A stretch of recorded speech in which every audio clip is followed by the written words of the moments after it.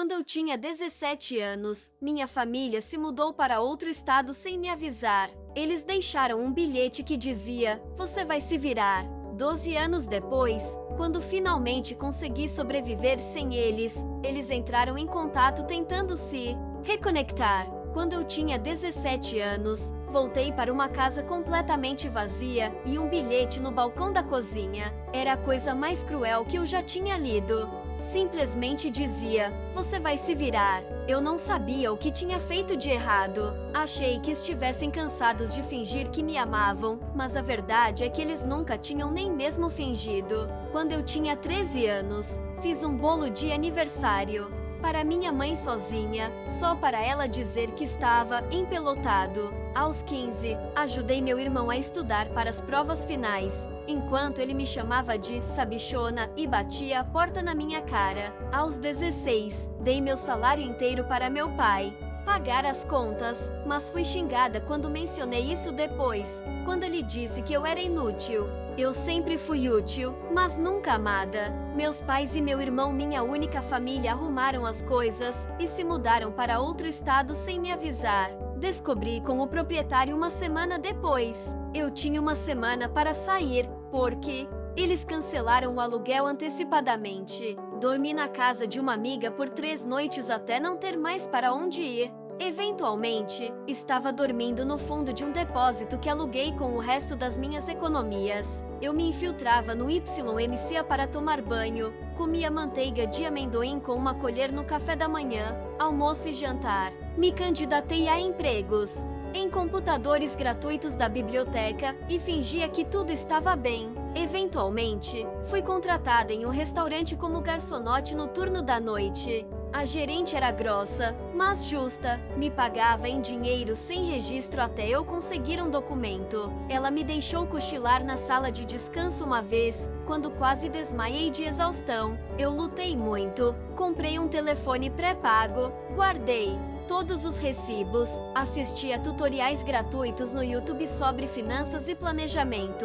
No primeiro ano, mal sobrevivi, mas consegui. O ponto de virada foi quando um cliente do restaurante me ofereceu um trabalho temporário organizando arquivos em um escritório. Pagava 3 vezes mais do que eu ganhava como garçonete. Eu aceitei. Aquele trabalho levou a outro e outro. Aprendi rápido, chegava cedo e fazia perguntas. Aos 22, eu já trabalhava como freelancer em tempo integral. Aos 25, abri uma consultoria só eu, uma mesa dobrável e um laptop emprestado. Aos 27, tinha 5 funcionários, meu próprio escritório e uma lista de clientes que incluía empresas com as quais eu sonhava. E aos 29, eu era oficialmente uma milionária. Não uma milionária de Instagram, não uma influencer, uma milionária de verdade. Com poupança, aposentadoria, sem dívidas, apartamento quitado e plano de saúde que eu podia pagar. A primeira vez que vi meu aplicativo do banco mostrar 7 dígitos, eu chorei. Durante todos esses anos difíceis, minha família nunca entrou em contato. Nenhuma vez. Vi meu irmão aparecer uma vez na lista de amigos sugeridos. Ele é casado agora, ainda morando no estado para onde eles desapareceram. Fiquei olhando para a tela por um longo tempo, me perguntando se ele já tinha contado à esposa sobre mim, se ele disse que eu fugi ou se simplesmente não fala nada. Às vezes, ainda me pergunto se teria sido mais fácil odiá-los. Mas, na verdade, nunca foi ódio. Foi só desgosto.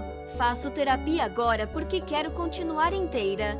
Fiz uma lista de pessoas que me salvaram quando não precisavam, colegas de trabalho, amigos, estranhos que me mostraram o que é apoio de verdade. Na semana passada, uma entrevista que dei em um podcast sobre sobreviver ao abandono familiar viralizou. Teve 1 milhão de visualizações em 4 dias. Minha caixa de entrada encheu de mensagens de apoio, gratidão e estranhos, dizendo que eu dei voz à dor deles. E então, um e-mail se destacou. O assunto era: "Você ainda é nossa filha." Era da minha mãe. Nenhum pedido de desculpas, só um parágrafo dizendo que tinha ouvido minha história e que talvez pudéssemos conversar.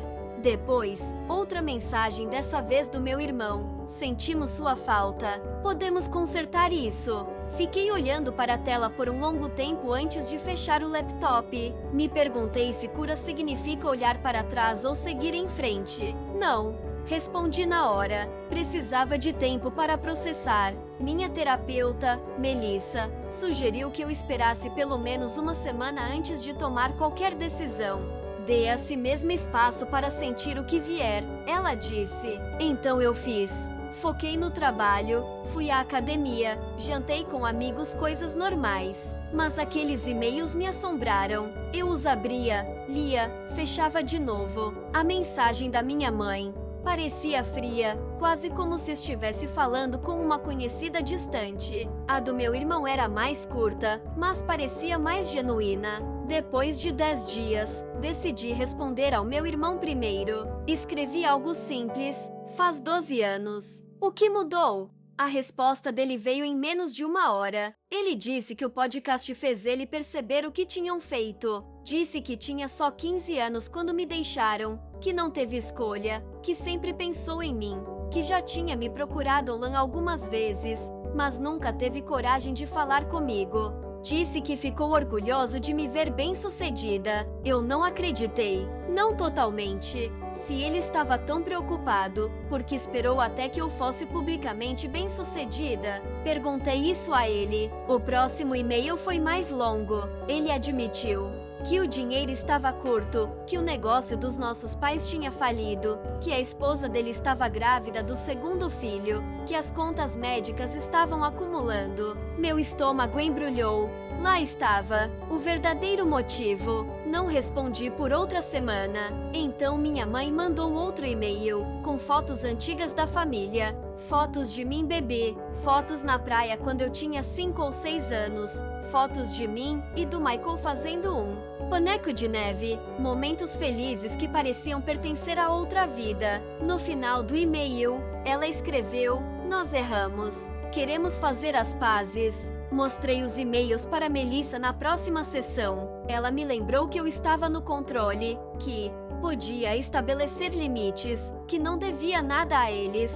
Mas também disse que um fechamento poderia me ajudar a seguir em frente, fosse para reconciliação ou um último adeus. Eu concordei, mas por dentro estava dividida. Parte de mim queria mandá-los para o inferno, outra parte queria entender por que me abandonaram, e uma parte pequena e idiota ainda queria que eles me amassem. Decidi encontrar meu irmão primeiro, só ele, sem os pais.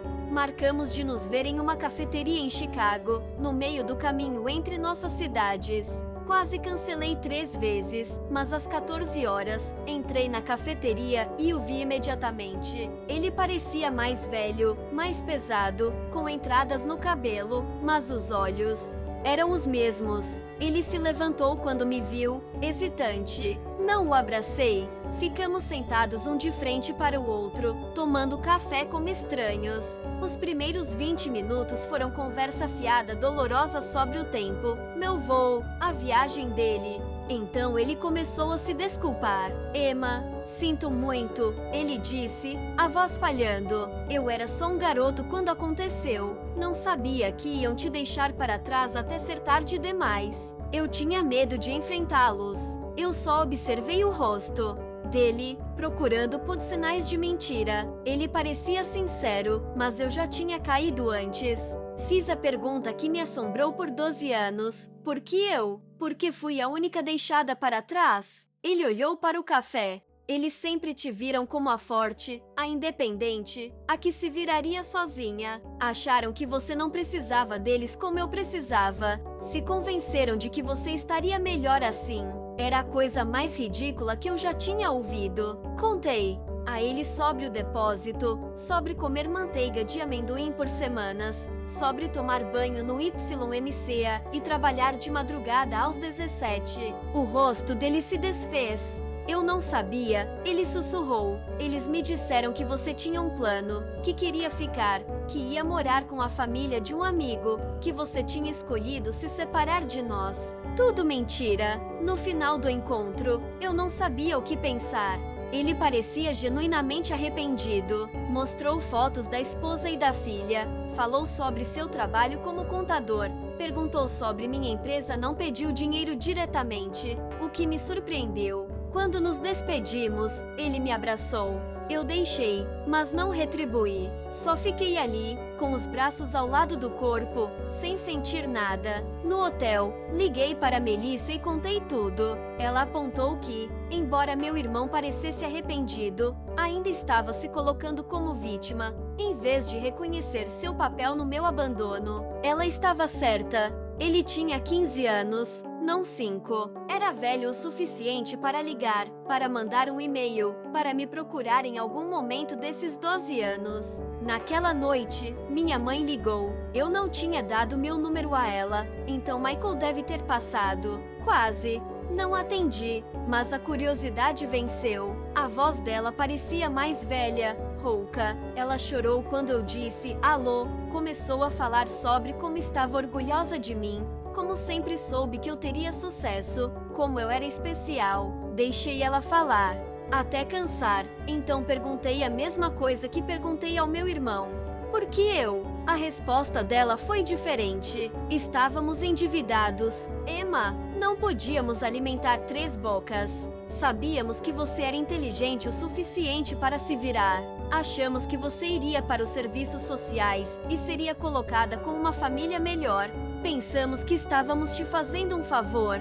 Desliguei na cara dela, bloqueei o número na hora, joguei o telefone na parede e gritei no travesseiro. Na manhã seguinte, tinha um e-mail do meu pai, o primeiro contato em 12 anos. Ele não se desculpou.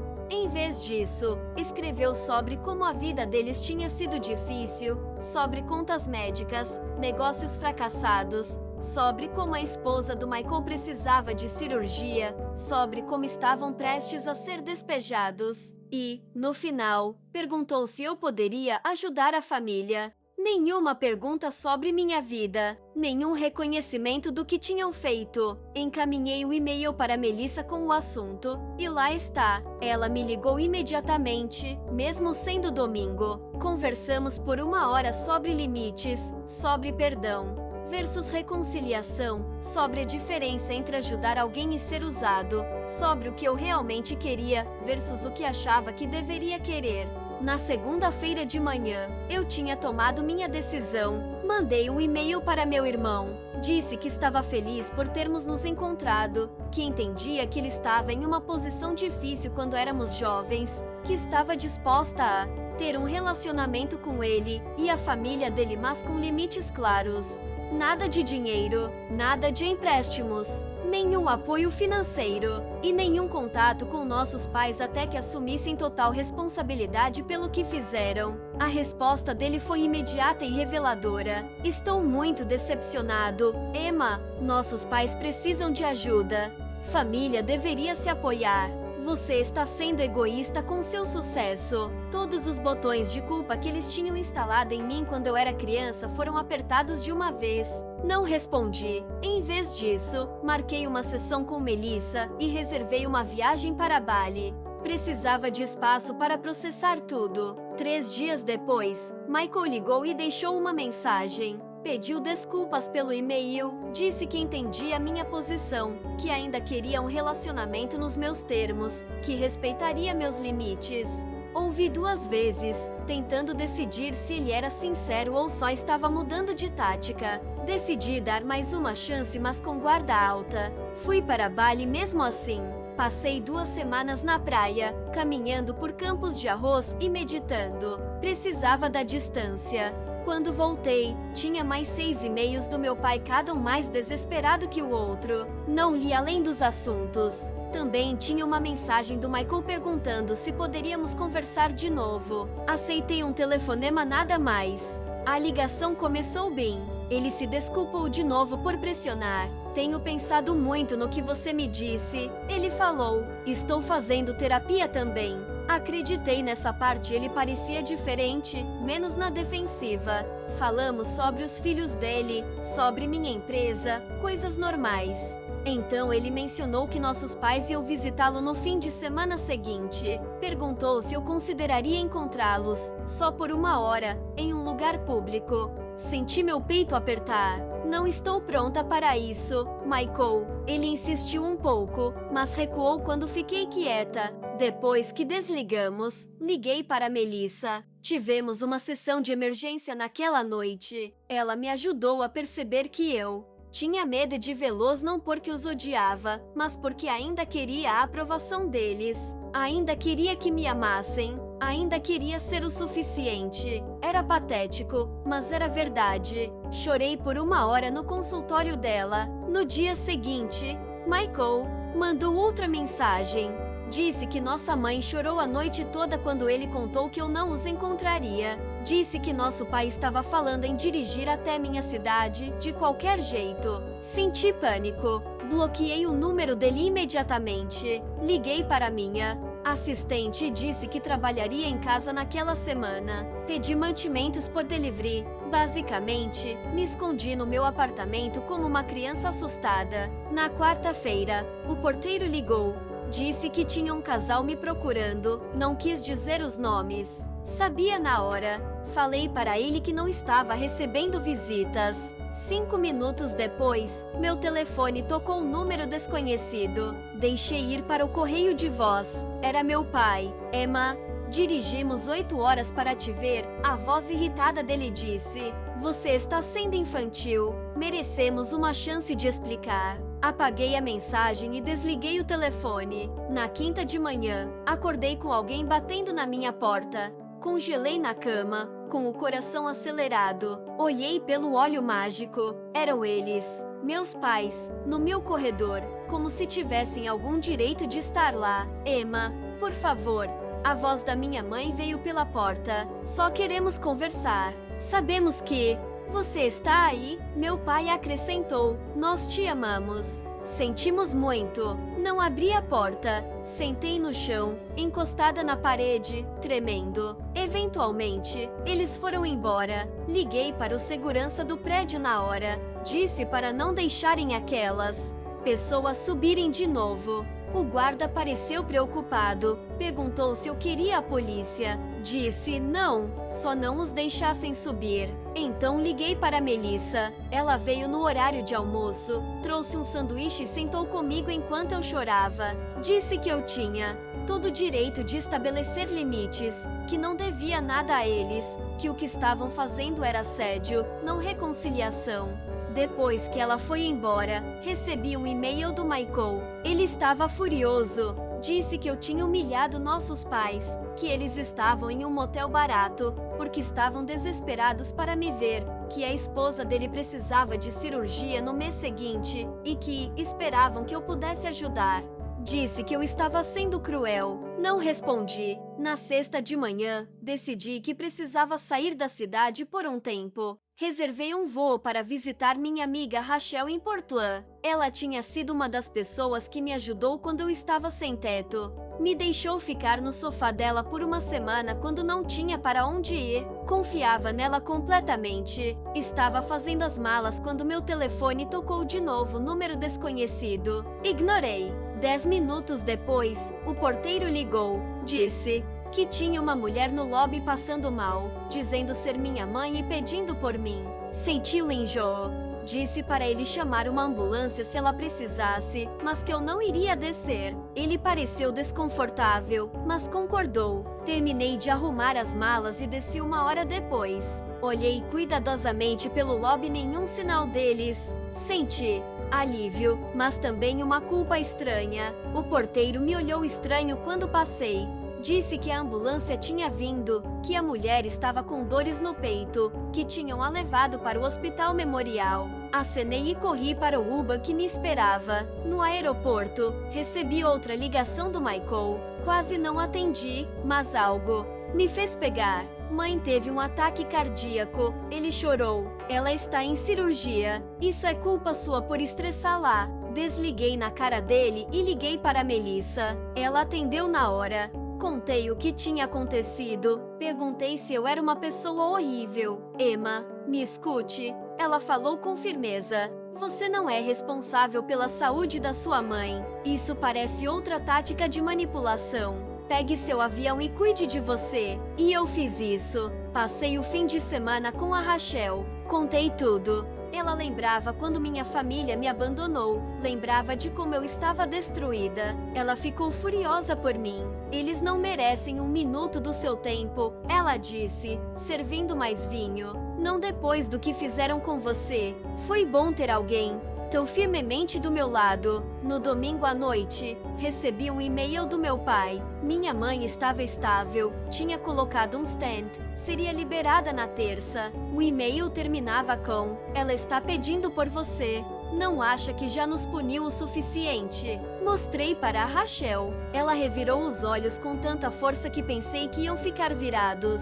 Disse que era manipulação clássica. Eu sabia que ela estava certa, mas parte de mim ainda se sentia responsável. Voltei para casa na segunda. Encontrei flores do lado de fora do meu apartamento. O cartão dizia: por favor, nos ligue. Estamos no Holiday Inn até quarta. Joguei as flores no lixo. Na terça-feira de manhã, recebi uma mensagem de um número desconhecido. Era uma foto da minha mãe em um leito de hospital, pálida e frágil. A mensagem dizia: ela pode não ter muito tempo. Você realmente quer viver com esse arrependimento? Bloqueei o número e liguei para a Melissa. Ela sugeriu que eu desse uma pausa nas redes sociais, mudasse meu número e talvez ficasse na casa de uma amiga por um tempo. Concordei. Liguei para minha assistente e avisei que trabalharia remotamente por 2 semanas. Comecei a fazer as malas novamente, mas antes que eu pudesse sair, o porteiro ligou. Tem uma jovem aqui perguntando por você. Ela está com uma criança pequena e diz ser sua cunhada. Me senti encurralada. Essas pessoas não paravam. Mandei o porteiro deixá-la subir. Decidi encarar isso de frente. A mulher que bateu na minha porta parecia exausta, com olheiras profundas, segurando uma criança dormindo no colo. Eu sou a Jenny, ela disse baixinho, a esposa do Michael. Vim sozinha porque queria falar com você sem drama familiar.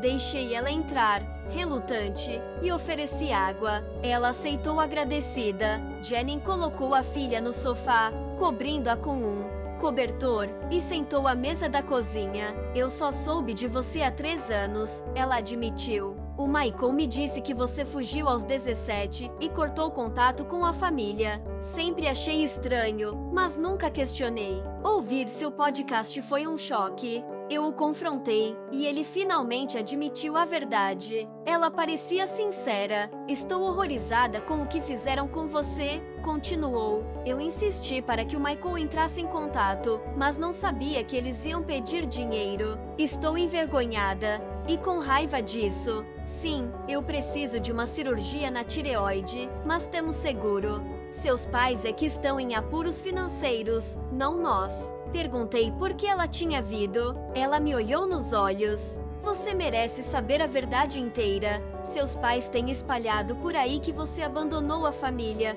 que era instável mentalmente, que roubou o dinheiro deles antes de desaparecer, que passaram anos te procurando. Tudo mentiras para encobrir o que fizeram. Senti como se tivesse levado um soco. Como você sabe que isso é verdade? Ela pegou o celular e me mostrou posts antigos no Facebook. Minha mãe pedindo orações para encontrar a filha problemática. Meu pai alegando que eu tinha sumido com as economias deles. Posts sobre contratar detetives, sobre procurarem abrigos. Tudo cuidadosamente planejado para fazê-los parecer vítimas. Jenny se desculpou por ter sido cúmplice, mesmo sem saber. Disse que tinha confrontado meus pais e que eles admitiram tudo quando ela ameaçou contar a verdade para a família inteira. Sua filha acordou então uma menininha de cabelos cacheados. Essa é a Lily, Jenny disse suavemente. Ela tem 3 anos. Estou grávida de novo. Quero que minhas filhas conheçam a tia, mas só se você quiser também. Sem pressão, sem culpa. A porta está aberta, se você quiser.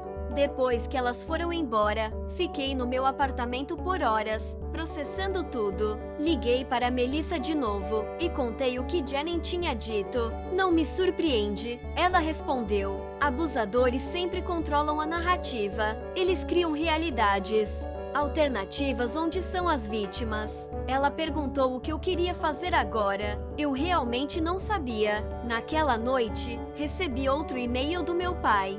Dessa vez, era diferente, raivoso, ameaçador. Disse que, se eu continuasse mentindo sobre eles na internet, me processariam por difamação, que tinham provas de que eu tinha roubado deles, que iriam à mídia se eu não retirasse o podcast e não fizesse um pedido de desculpas público, que esperavam compensação financeira pelos danos à reputação deles. Encaminhei o e-mail para Melissa e para meu advogado, Marcos. Ele me ligou imediatamente. Isso é só intimidação vazia. Ele garantiu. A verdade é uma defesa absoluta contra a difamação. Guarde tudo, mas não responda. Eu cuido se eles realmente entrarem com alguma ação, o que duvido muito. Pessoas que realmente vão processar não avisam antes. No dia seguinte, Michael ligou. Deixei ir para o correio de voz. Ele parecia em pânico. Emma, a Jenny me contou que veio te ver. Nossos pais estão furiosos. Estão falando coisas horríveis sobre ela agora. Estou com medo de que tentem algo desesperado. Por favor, me ligue de volta no celular da Jenny, não no meu. Eu não sabia mais no que acreditar. Liguei para o Marcos de novo. Ele sugeriu que eu encontrasse Michael e Jenny em um lugar público, com ele presente como meu advogado, só para ouvi-los. Relutantemente, aceitei. Marcamos um encontro em um restaurante, perto do escritório do Marcos. Eles chegaram na hora, mas pareciam terríveis, estressados, exaustos. Jenny tinha um hematoma no braço que tentava esconder. Michael não conseguia olhar nos meus olhos. Eu sou o Marcos, advogado da Emma, ele disse quando nos sentamos, fazendo Michael estremecer. Pedimos café e eles começaram a falar. A história que surgiu foi pior do que eu imaginava. Meus pais tinham vivido às custas do Michael por anos, entrando e saindo da casa dele, pegando dinheiro para emergências, cuidando das crianças, enquanto criticavam sua forma de criar os filhos. Quando Jenny os confrontou sobre mim, meu pai tinha agarrado seu braço com força, deixando marcas. Michael os expulsou de casa. Agora, eles estavam em um motel, ligando sem parar, aparecendo no trabalho dele. Eu ouvi sem interromper. Vi meu irmão se desfazer enquanto descrevia como nossos pais o controlaram a vida inteira, como o convenceram de que eu os tinha abandonado, como ele tinha medo de questionar a versão deles.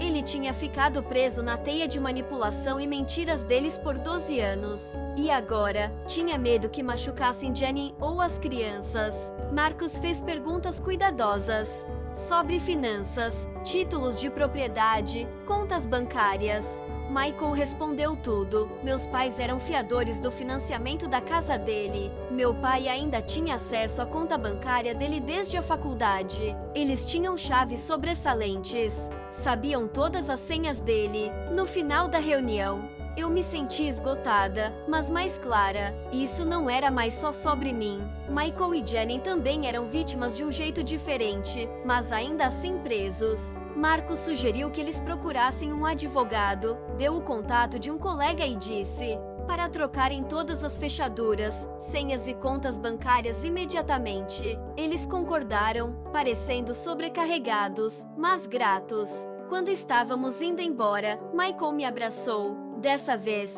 eu retribuí. Não era perdão ainda não, mas era alguma coisa. Um reconhecimento de que nós dois tínhamos sido machucados pelas mesmas pessoas e que talvez pudéssemos nos ajudar a sarar. Naquela noite, recebi uma enxurrada de mensagens cada vez mais insanas dos meus pais, acusações, ameaças, chantagem emocional. Bloqueei todos. Depois, liguei para Jenny para saber se estavam seguros. Sim, ela disse. Trocamos as fechaduras. Ficamos na casa de amigos ontem. Estamos vendo como conseguir uma ordem de restrição. Fiquei aliviada, mas ainda preocupada. Na manhã seguinte, acordei com o telefone tocando. Era a Jenny, histérica. Eles invadiram nossa casa. Ela chorou. Levaram as fotos da Will quando era bebê, documentos importantes, o laptop do Michael. Deixaram um bilhete. Assuntos de família devem ficar na família. Mandei ela chamar a polícia e disse que iria até lá. Liguei para o Marcos no caminho. Quando cheguei, havia uma viatura na frente da casa. Um policial estava anotando o relato deles. O lugar estava revirado, gavetas abertas, papéis espalhados. Michael estava no sofá, com a cabeça nas mãos. Jenny mostrava itens faltando para o policial. Me apresentei como família, lá para ajudar. O policial pareceu cético. Tem certeza de que eles não só usaram uma chave? Talvez seja um mal-entendido. Jenny mostrou o braço machucado, contou sobre o comportamento cada vez pior, sobre as ameaças, sobre como estavam sendo perseguidos. Ele anotou, mas não pareceu convencido. Sem provas, é difícil saber quem fez isso. Depois que a polícia foi embora, ajudamos a limpar. Encontramos mais coisas faltando: álbuns de fotos, documentos financeiros, a chave reserva do carro. Michael parecia derrotado. Isso é culpa minha, ele disse. Devia ter protegido minha família. Melhor, devia ter enfrentado eles anos atrás. Devia ter te procurado mais. Não discordei, mas também não joguei mais lenha na fogueira. Já havíamos passado desse ponto. Marcos chegou quando estávamos terminando. Olhou ao redor. Sério? Isso muda as coisas. Precisamos documentar tudo. Invasão de propriedade é crime grave. Vocês deviam ficar em outro lugar por alguns dias. Amanhã, peço ordens de restrição emergenciais. Concordamos, exaustos demais para discutir. Jenny fez as malas enquanto Michael e eu reforçamos a segurança da casa. Trocamos as fechaduras. De novo, checamos janelas. Falamos sobre câmeras. Era surreal tomar essas precauções contra nossos próprios pais.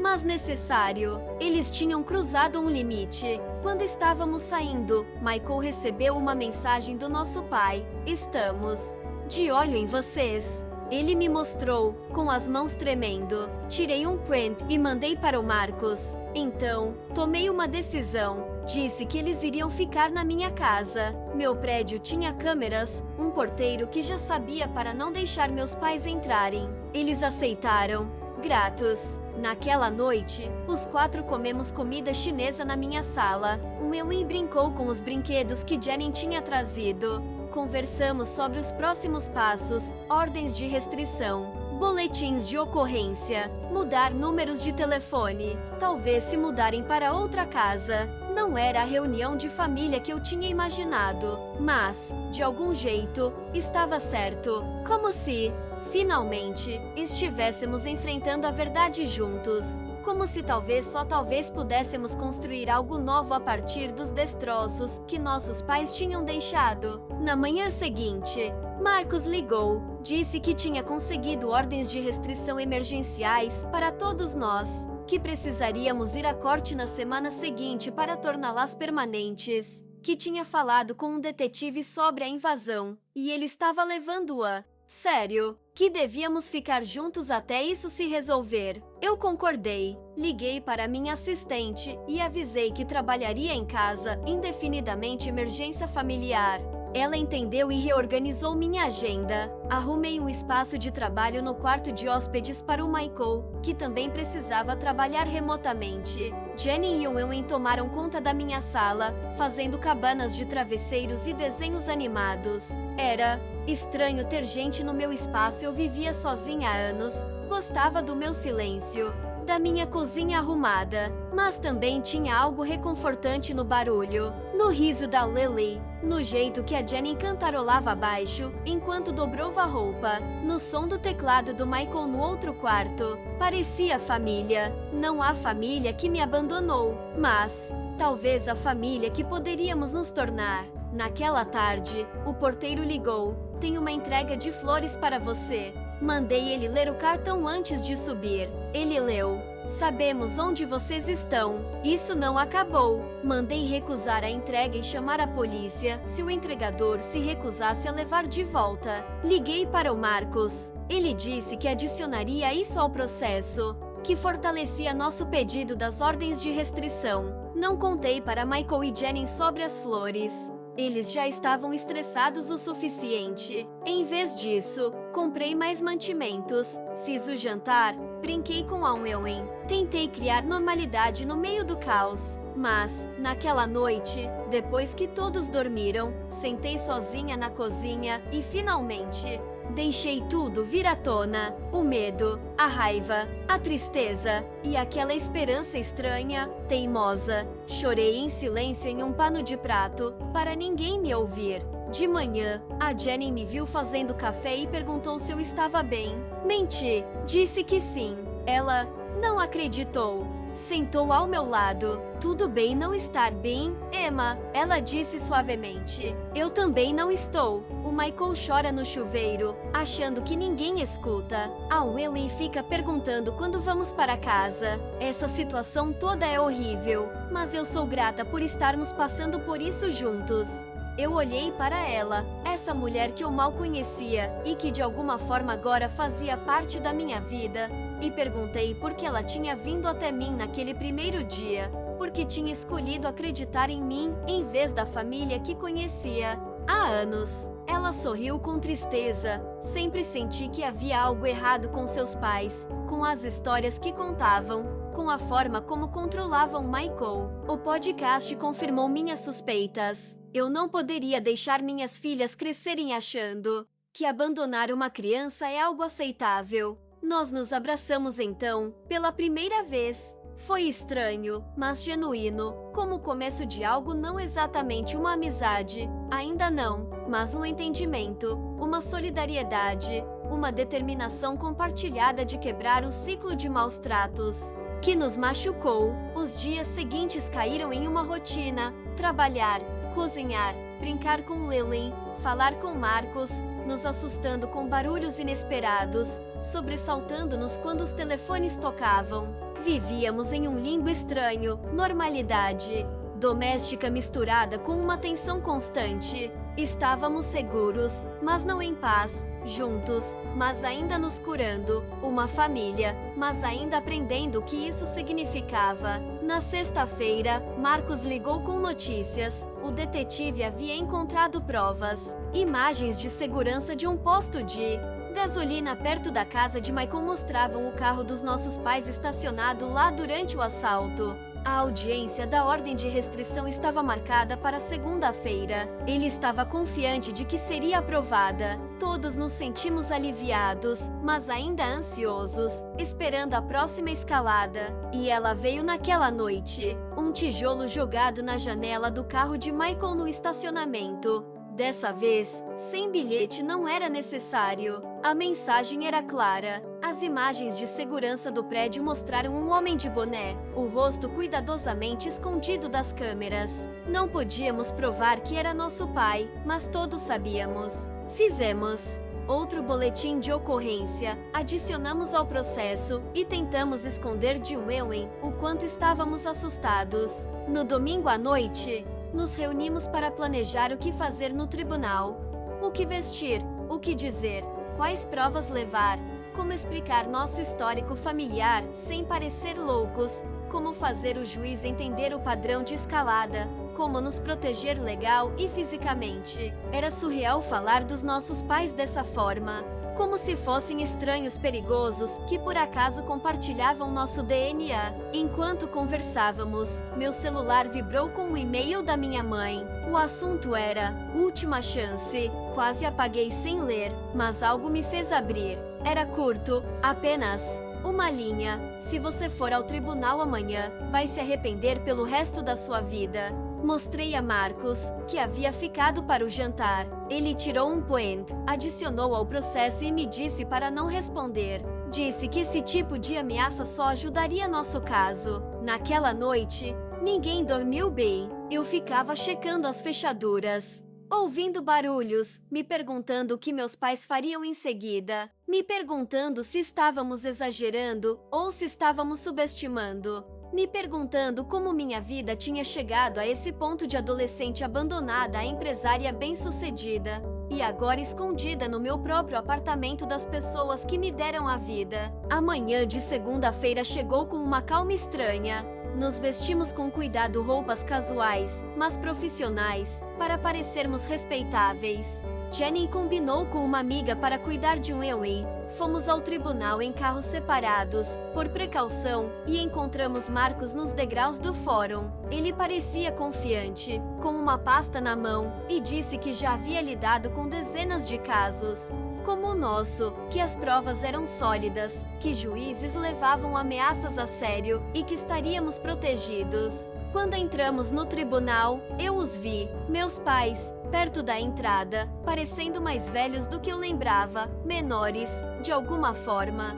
Minha mãe me viu primeiro e fez um movimento em minha direção, mas meu pai segurou seu braço. Eles nos observaram passar, sem falar, sem tentar se aproximar, apenas encarando com uma mistura de raiva e algo mais. Algo que talvez fosse medo. Passamos por eles, entramos no prédio, passamos pela segurança e seguimos Marcos até a sala do tribunal. Sentamos juntos em um banco, esperando nosso caso ser chamado. Eu conseguia sentir meus pais entrando atrás de nós, sentando do outro lado da sala, sussurrando. Mas não olhei para trás. Mantive meus olhos à frente, focada em respirar. O juiz chamou nosso caso. Nós nos levantamos, caminhamos até a frente e assumimos nossos lugares. Marcos apresentou nossas provas com calma: o assalto, as mensagens ameaçadoras, as flores, o tijolo, o e-mail, o histórico de abandono e manipulação. O juiz ouviu com atenção,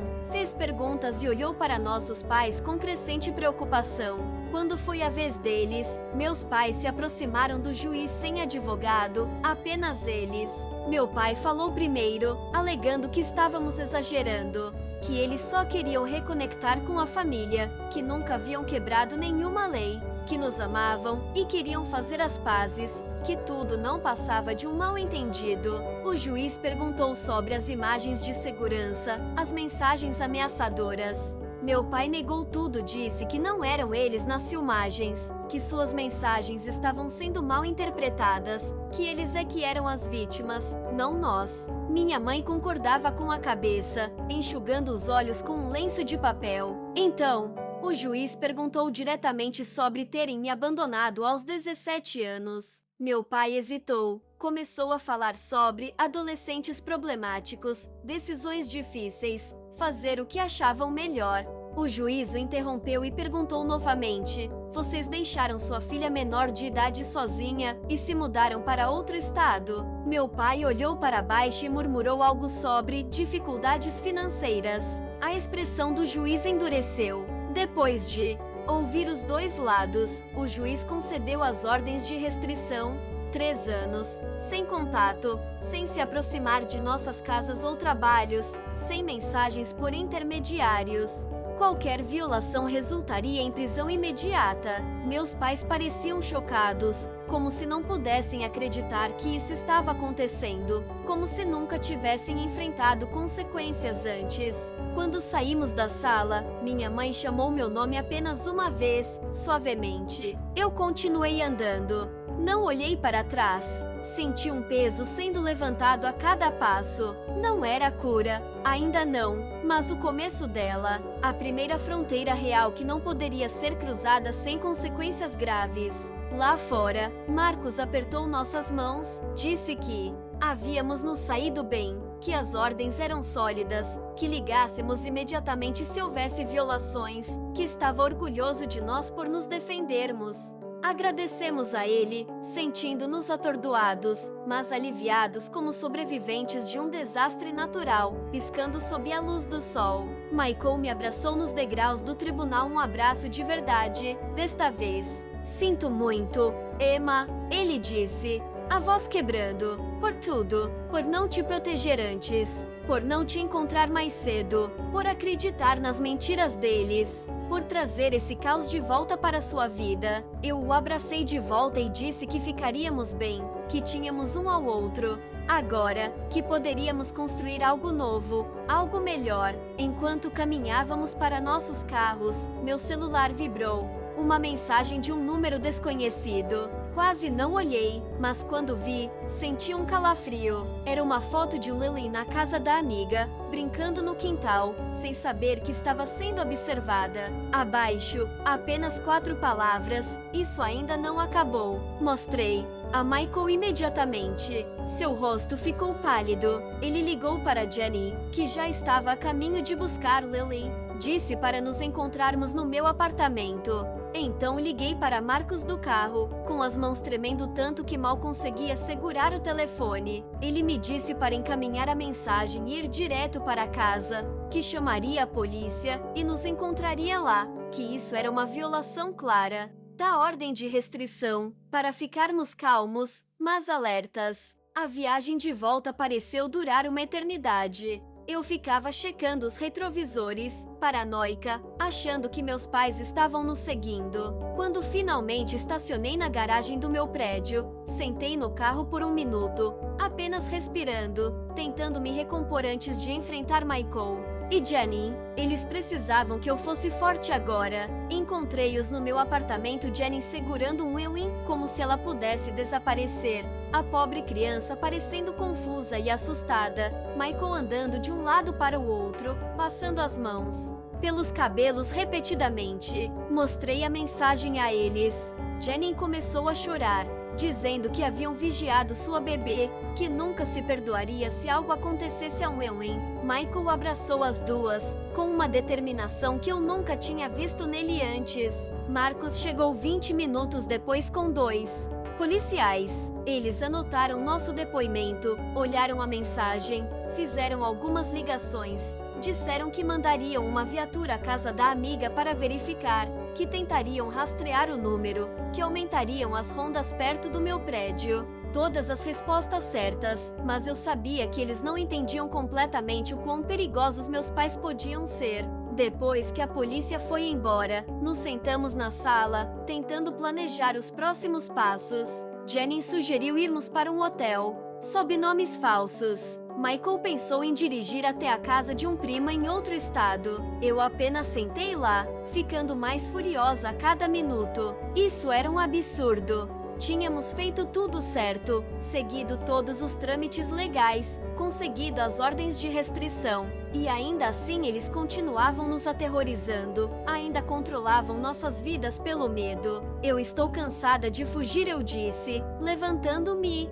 De repente, cansada de me esconder, cansada de deixar eles ditarem como vivo minha vida. Eles já roubaram minha infância. Não vou dar a eles minha vida adulta também. Michael me olhou como se eu fosse louca. O que você está planejando fazer? Eu honestamente não sabia ainda, mas sabia que não podíamos continuar vivendo assim.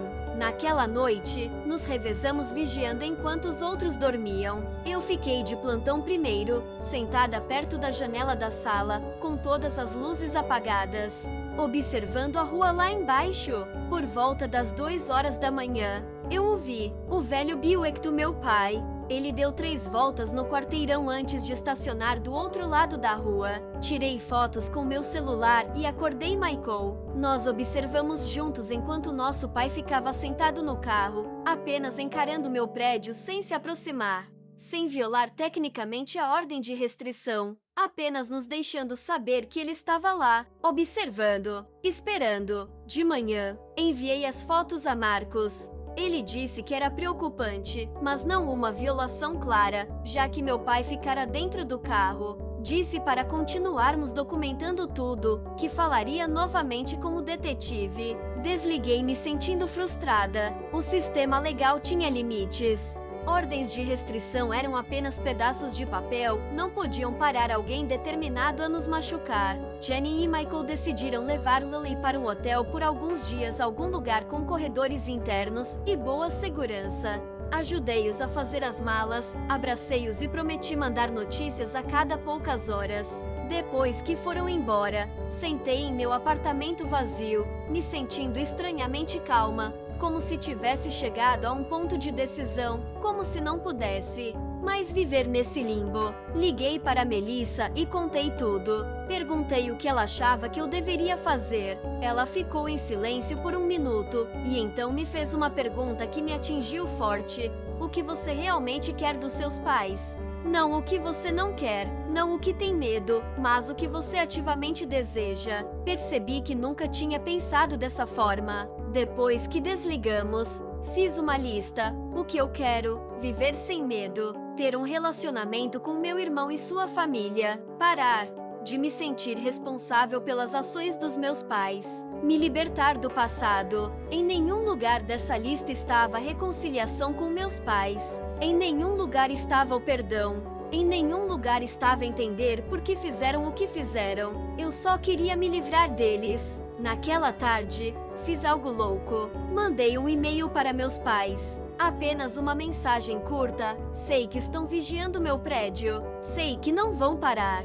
Então vamos conversar uma última vez. Amanhã, meio-dia, na cafeteria da 8th Street. Só eu. Sem polícia. Sem advogados. Depois disso, vocês nos deixam em paz para sempre. Apertei enviar antes que pudesse mudar de ideia. Não contei a Michael, nem a Jenny, nem a Marcos ou Melissa. Isso era algo que eu precisava fazer por mim mesma. Não era ingênua o suficiente para achar que meus pais magicamente se tornariam pessoas razoáveis. Mas eu precisava enfrentá-los nos meus termos. Precisava dizer o que tinha a dizer. Precisava acabar com esse ciclo de uma vez por todas. Meu pai respondeu em minutos. Apenas, estaremos lá, sem ameaças, sem culpa, apenas confirmação. Passei o resto do dia me preparando não fisicamente, mas mentalmente, pensando no que queria dizer, no que precisava que ouvissem, nos limites que precisava estabelecer. Dormi surpreendentemente bem naquela noite, como se tomar uma decisão tivesse tirado um peso de mim. Na manhã seguinte, me vesti com cuidado não para impressioná-los, apenas para me sentir forte, confiante. Peguei um Uber até a cafeteria. Cheguei 15 minutos antes. Escolhi uma mesa no fundo, onde podia ver a porta, mas não estava imediatamente visível. Pedi um café que nem queria e apenas sentei, esperando, surpreendentemente calma. Eles chegaram exatamente ao meio-dia, parecendo mais velhos do que no tribunal, mais cansados. Minha mãe me viu primeiro e cutucou meu pai. Eles caminharam até mim devagar, como se estivessem se aproximando de um animal selvagem que poderia fugir. Sentaram-se à minha frente sem dizer uma palavra. Nós apenas nos olhamos por um longo momento. Esses estranhos que eram meus pais, essas pessoas que me moldaram de formas que nunca entenderiam. Fui eu quem falou primeiro. Não marquei essa conversa para reconciliar, ou para dar dinheiro a vocês, ou para ouvir desculpas. Marquei para que entendam uma coisa: acabou. Vocês perderam. Não apenas o processo. Vocês me perderam. Perderam Michael, perderam suas netas, perderam qualquer chance de fazer parte de nossas vidas. E se não conseguem aceitar isso, se continuarem nos perseguindo, nos ameaçando, tentando forçar seu caminho de volta, eu vou destruir vocês. Meu pai começou a interromper, mas levantei a mão. Eu não terminei. Então peguei meu celular e mostrei prints de todas as mensagens ameaçadoras, a foto de um Ellen, os e-mails. Enviei cópias para todos em suas vidas. Seus irmãos, sua igreja, seus vizinhos, seus empregadores. Todos. Ainda não enviei, mas vou. Se vocês entrarem em contato com qualquer um de nós de novo, se chegarem perto de nossas casas, se sequer mencionarem nossos nomes para alguém. Minha mãe começou a chorar. Nós só queremos nossa família de volta. Cometemos erros, mas merecemos uma segunda chance. Estamos envelhecendo e não queremos morrer sozinhos. Eu a olhei por um longo momento. Deveriam ter pensado nisso antes de abandonar sua filha de 17 anos. Antes de mentir para todos. Antes de invadir a casa do Michael. Antes de ameaçar sua própria neta. Meu pai ficou com raiva então. Você é ingrata. Sempre foi difícil. Virou seu irmão contra nós. Você nos deve por termos te criado. Eu ri na cara dele. Você realmente acha que merece gratidão por fazer o mínimo como pai por 17 anos antes de me abandonar completamente? Acha que foi um pai tão incrível que eu deveria agradecer? Ele não teve resposta para isso. Apenas ficou sentado, com o rosto vermelho e em silêncio. Minha mãe ainda chorava, mas eu não sentia nada, nenhuma culpa, nenhuma pena, apenas uma frieza clara de que essas pessoas nunca mudariam, nunca assumiriam responsabilidade, nunca seriam os pais que eu merecia. Me levantei para ir embora. Esse é o último aviso. Na próxima vez que violarem a ordem de restrição, não vou apenas chamar a polícia. Vou garantir que todos que vocês conhecem saibam exatamente que tipo de pessoas vocês são. Tenho recursos para tornar a vida de vocês muito difícil. Se me obrigarem a isso, não quero fazer isso, mas farei para proteger minha família. Minha verdadeira família: Michael, Jenny, Lily, as pessoas que eu escolho. Quando me virei para sair, minha mãe chamou: "Você realmente nos odeia tanto assim?" Parei, me virei. Eu não odeio vocês. Não sinto nada por vocês. Vocês são estranhos para mim agora, e isso é perda de vocês, não minha. Saí da cafeteria me sentindo mais leve do que em anos. Liguei para Michael da calçada e contei tudo. Ele ficou chateado no início, por eu tê-los encontrado sozinha, depois preocupado que pudessem retaliar. Mas, no fundo, parecia aliviado que alguém finalmente os havia enfrentado diretamente. Disse que queria ter tido coragem de fazer isso anos atrás. Voltei para meu apartamento, fiz as malas e decidi me juntar a Michael e sua família no hotel por alguns dias, só por segurança. Quando cheguei lá, Lily correu para me abraçar. "Tia Emma", ela chamou, pela primeira vez. Quase chorei. Jenny me abraçou também. Disse que estava orgulhosa de mim, que esperava que eu finalmente tivesse paz. Michael apenas apertou meu ombro, nenhuma palavra necessária. Passamos os próximos dias em um limbo estranho, esperando o próximo movimento dos meus pais, checando nossos celulares constantemente, nos assustando com barulhos inesperados. Mas nada aconteceu. Nenhuma ligação, nenhuma mensagem, nenhum e-mail, nenhum avistamento do carro deles.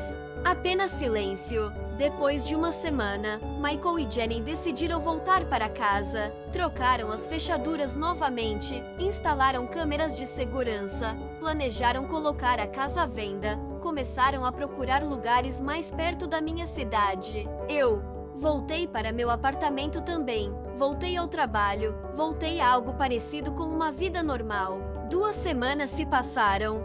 Depois 1 mês. Nada dos meus pais. Marcos verificava regularmente, dizendo que o detetive confirmara que eles haviam voltado para seu estado de origem, que as ordens de restrição ainda estavam valendo, que devíamos ficar vigilantes, mas tentar seguir em frente com nossas vidas. E, lentamente, nós o fizemos. Michael conseguiu um novo emprego na minha cidade. Jenny matriculou Lily na pré-escola. Eles compraram uma casa a 20 minutos do meu apartamento. Passamos a jantar juntos todo domingo. Começamos a construir novas tradições, novas memórias, um novo tipo de família baseada em escolha, não em obrigação. Eu esperava sentir algo em relação aos meus pais: luto, talvez, ou culpa, ou raiva.